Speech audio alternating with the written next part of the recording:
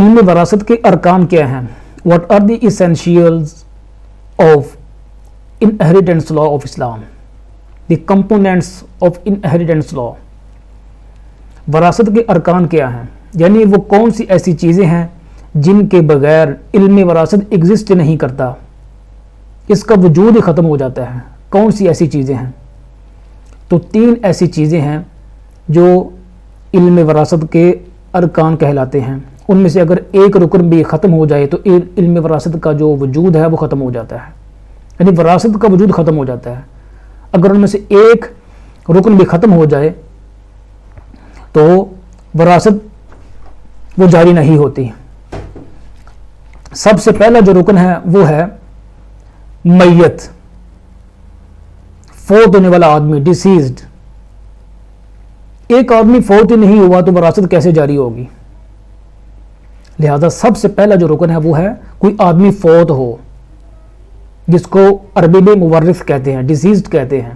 جو فوت ہو جائے تو سب سے پہلے کسی آدمی کا فوت ہونا ضروری ہے تاکہ وراثت کے جو احکامات ہیں وہ لاگو ہو سکیں، جاری ہو سکیں، امپلیمنٹ ہو سکیں. اب یہ جو مورث ہے، جو ڈیسیزڈ پرسن ہے، جو فوت ہونے والا آدمی ہے، یہ 3 طرح کا ہو سکتا ہے. یعنی وراثت کا استحقاق اس وقت ہوگا جب میت ہمارے سامنے 3 طرح کی ہو. سب سے پہلے یہ ہے کہ فوت ہونے والا جو آدمی ہے وہ حقیقی طور پر فوت ہو جائے. جیسے ہم دیکھتے ہیں لوگ فوت ہوتے ہیں، جنازے ہمارے سامنے اٹھتے ہیں، ہم ان کی نماز جنازہ ادا کرتے ہیں، ان کی روح ان کے جسم سے ختم ہو جاتی ہے. تو اس کو حقیقی موت کہتے ہیں. حقیقی طور پہ ایک آدمی فوت ہو جائے، یا تقدیری طور پہ. تقدیری طور پہ کا مطلب یہ ہوتا ہے کہ عورت پریگنینسی ہے، عورت کو پریگنینسی ہے، عورت پریگننٹ ہے، امید سے ہے، اس کے پیٹ میں بچہ ہے، تو وہ کسی وجہ سے، کسی جرم کی وجہ سے، مثال کے طور پہ لڑائی ہوئی ہے خواتین کے آپس میں، تو پیٹ کے اوپر کوئی چوٹ لگنے سے، ہٹ ہونے سے بچہ جو ہے وہ فوت ہو گیا ہے، بچہ جو ہے وہ ساکت ہو گیا ہے. تو یہ تقدیری طور پہ موت ہے. یا حکمی طور پہ موت واقع ہو. حکمی طور پہ موت کہتے ہیں ایک آدمی گم ہو جائے، اس کا پتہ ہی نہیں چل رہا، جس کو مفقود الخبر کہتے ہیں. 4 سال ہو گئے ہیں، 5 سال ہو گئے، 10 سال ہو گئے، بندے کا پتہ نہیں چل رہا. تو اس آدمی کی جو زندگی ہے اس کو عدالتی حکم کے مطابق اس کو منقطع قرار دیا جائے کہ وہ فوت ہو گیا ہے. مفقود الخبر جو آدمی ہے، جس کی خبر ہی کوئی نہیں ہے، اس کے بارے میں فقہاء کا اختلاف ہے کہ اس کو کب فوت شدہ سمجھا جائے گا، تو اس کے مطابق یہاں فیصلہ کیا جائے گا. تو جیسی عدالت فیصلہ کرے گی کہ اب اس آدمی کو فوت سمجھا جائے تو اس کو حکمی طور پہ فوت سمجھتے ہوئے جو اس کے زندہ ورثاء ہیں ان کے اندر اس کی وراثت کو جاری قرار دیا جائے گا. اسی طرح سے مرتد آدمی ہے، اس کے ارتداد کے وقت سے اس کی جو موت ہے اس کو بعض علماء کے ہاں حکمی طور پہ اس کو فوت قرار دیا جائے گا.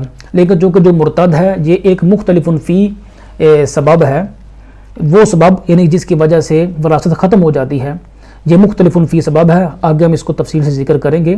بہرحال بعض نے اس کو یہ قرار دیا ہے کہ مرتد آدمی کو اس کے ارتداد کے وقت سے ایسے ہی سمجھا جائے گا جیسے کہ وہ فوت ہو گیا ہے. جمہور فقہاء کے نزدیک جو مرتد آدمی ہے اس کی وراثت جاری نہیں ہوتی اس کی ورثاء میں. البتہ حنفی فقہاء کہتے ہیں کہ ارتداد سے پہلے جو اس کی جائیداد ہے وہ تو اس کے ورثاء میں، مسلمان ورثاء میں تقسیم ہوگی وراثت. جو ارتداد کے وقت کے بعد ہے وہ تقسیم نہیں ہوگی. البتہ جمہور یہ نہیں کہتے، جمہور کہتے ہیں کہ نہیں، وہ مرتد ہو گیا تو اس کی وراثت اس کے مسلمان ورثاء میں تقسیم نہیں ہوگی. الغرض موت جو ہے وہ حقیقی ہو، تقدیری ہو یا حکمی ہو، تو ایسا آدمی یہ پہلا رکن ہوگا وراثت کے قانون کے اندر کہ جس کے وجود سے علم وراثت جو ہے وہ امپلیمنٹ ہو سکے گی. تو یہ پہلا یہ رکن ہے. دوسرا رکن ہے وارث، لیگل ایئر، کہ اس کا کوئی زندہ وارث ہو. اگر کوئی وارث نہیں ہے تو وراثت کیسے جاری ہوگی؟ لہذا زندہ ورثاء کا ہونا، موجود ہونا وہ ضروری ہے. زندہ ورثاء میں ہم اس بات کی تعین لازمی کریں گے کہ جب آدمی فوت ہوا ہے، جو پہلا رکن ہے وہ فوت ہوا ہے، تو اس کی وفات کے وقت اس وارث کا زندہ ہونا ضروری ہے. اگر اس کی وفات کے وقت کوئی وارث حقیقی طور پہ یا تقدیری طور پہ زندہ نہیں ہے، حقیقی طور پہ جیسے ہم لوگ دیکھتے ہیں اس کے ورثاء زندہ ہیں، اور تقدیری طور پہ کہ عورت کے پیٹ میں بچہ ہے اور اس کا خامد فوت ہوا ہے، تو اس کی وفات کے وقت وہ بچہ زندہ ہو، اس کے پیٹ میں ہو، زندہ ہو، تو حقیقی طور پہ یا تقدیری طور پہ اس کا زندہ ہونا اس کی وفات کے وقت، فوت ہونے والے کی وفات کے وقت وارث کا زندہ ہونا بہت ضروری ہے۔ تو یہ وراثت کے علم کا دوسرا رکن ہے۔ تیسرا اور آخری رکن ہے ترکہ، محل وراثت، ریمیننگ پراپرٹی، وہ جائیداد جو فوت ہونے والا چھوڑ کے گیا ہے اس کا ہونا یہ بہت ضروری ہے۔ ظاہری بات ہے اگر کوئی وراثت ہے ہی نہیں تو کس کو کیا حصہ دینا ہے؟ اگر کوئی وراثت نہیں ہے تو کس کو کیا حصہ دینا ہے؟ فوت ہونے والا آدمی ہے، اس کا زندہ وارث ہے، لیکن فوت ہونے والے آدمی کی جائیداد نہیں ہے تو کیا حصہ دیں گے؟ لہٰذا وراثت ہوگی تو اس کے ورثاء میں اس کی جو تقسیم ہے ان کے حصوں کے مطابق وہ پھر کی جائے گی۔ اب یہ جو محل وراثت ہے، ترکہ ہے، یہ کیا کیا ہو سکتا ہے؟ یہ مال و دولت، جو پراپرٹی ہے، جو ایسٹس ہیں، زمین ہے، گھر ہے، گاڑی ہے، یہ چیزیں، اس طرح سے منافع، حقوق، یہ ساری چیزیں جمہور کے نزدیک یہ ساری کی ساری چیزیں وراثت میں شامل ہوں گی۔